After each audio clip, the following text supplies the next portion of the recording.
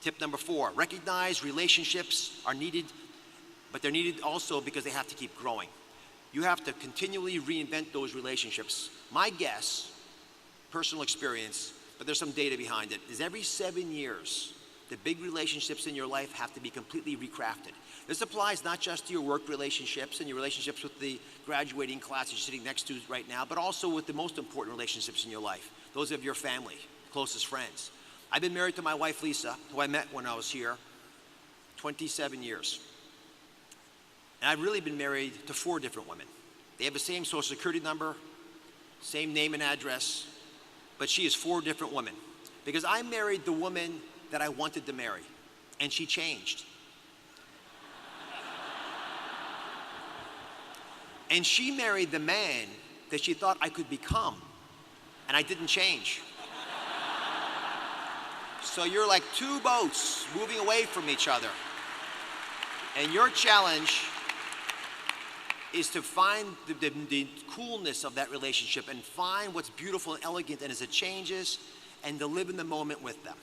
And if you do that effectively, you'll be able to reinvent yourself at the same time. Tip number 3, never forget the body is a temple of the soul. Now this is not a thinly veiled disguise by me as a physician to admonish cigarette smoking and alcohol abuse and the like. Yes, those count. But I'm talking much more about the subtle transgressions, those of junk food, lack of exercise, sedentary lifestyles that so many of you are going to be trapped into living. In order for you to really do the net present value of what your life's worth might be, measured not just at income, but also contributions to society, you want to be able to live your long life with full vigor. You will not be able to do that if you don't make smart decisions along the way with regard to the temple of your soul. Tip number 2 is to live in the present. You've heard too often already that the reason we talk about the yesterday being history and the tomorrow being a mystery is because we have to emphasize that today is a gift. It is a gift. It's called the present for that reason. But living in the moment is much more challenging when you're faced with 5 important decisions to make, all of which seem really important because they're in that quadrant of decision making that is urgent but unimportant. And so you make them because they're the easier ones to make. The hard decisions are the ones that take you time, that take you out of that comfort zone that I spoke to earlier. And when you do that, you'll learn that the most dangerous 2 words in the English language are if only. Because if only ends up being a cop-out, if only becomes this world of continually serpentine decisions that you never seem to be able to make for your own in the right way. So cut those words out, recognize that those errors, which we've talked of earlier, are valuable to you, and forgive yourself from them. And let me leave you, the graduating class of 2012, with my number 1 tip. The most important tip that I've learned through all my career working with many wise people like you. It is to make the driving force in your life love. Even more than wisdom, love is important. Remember, people, humans, don't die of the darkness. They die of the cold.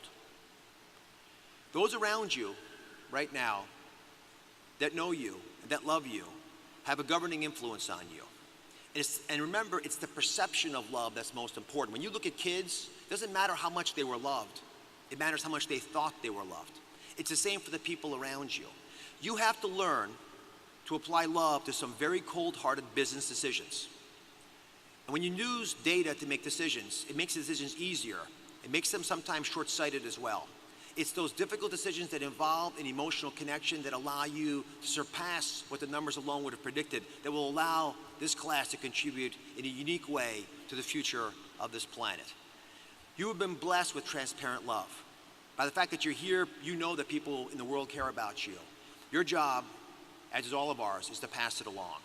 The analogy is often made, I think appropriately, that individuals are like little raindrops falling delicately into the ocean of humanity. I pledge to you that if you do this right, you will be rewarded amply. You should take yourselves with great pride into the world. Never take yourselves too seriously, but always be proud of who you are. Congratulations and good luck.